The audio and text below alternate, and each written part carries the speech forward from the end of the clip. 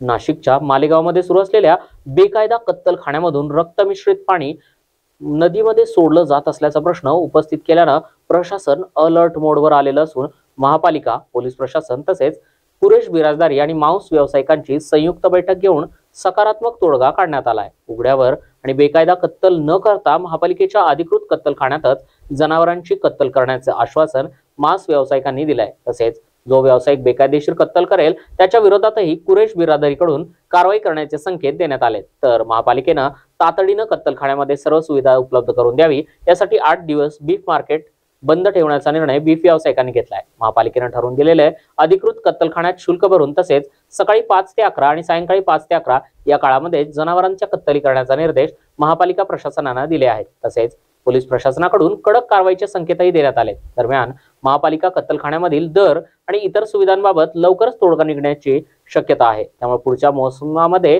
रक्त मिश्रित पाणी येणार नाही अशा नागरिकांच्या आशा आता पल्लवित झाल्या। मालेगाव महानगरपालिका हद्दीमध्ये अवैध कत्तलखाने आणि रक्त मिश्रित पाणी मोसम नदीमध्ये जाण्याबाबत खूप वर्षापासून तक्रारी येत होत्या। त्याच अनुषंगानं विधान परिषदेमध्ये एक लक्षवेधी परवा झाली होती आणि यावर पर्याय आणि तोडगा काढावा यासाठी मागील 4 तारखेला अप्पर पोलीस अधीक्षक आणि महापालिका आणि कुरेशी समाज यांच्यात एक बैठक झाली होती। तसेच महानगरपालिका मालकीचं जे स्लॉटर हाऊस आहे त्याची पाहणी आम्ही केली होती। जो त्याचा कत्तलखान्याचा चालवण्यासाठी ज्याला दिलेला आहे त्या प्रोप्रायटरशी सुद्धा चर्चा झाली होती आणि परवा लक्षवेधी झाल्यानंतर आम्ही पोलीस प्रशासन विभाग आणि महापालिका यांनी तातडीनं निर्णय घेतला की या समाजाची पुन्हा एकदा बैठक घेऊन एक टाइम बाउंड प्रोग्राम करून ही अवैध कत्तल जी होते ती न होता महानगरपालिका मालकीच्या स्लॉटर हाऊसमध्ये ती व्हावी, जेणेकरून रक्तमिश्रित पाणी गटारमध्ये येणार नाही आणि गटारीतून ते नदीमध्ये येणार नाही। त्या अनुषंगाने एक आज निर्णय महापालिकेकडून घेण्यात आलेला आहे। यामध्ये आम्ही त्यांना दर ठरवून दिलेले आहेत।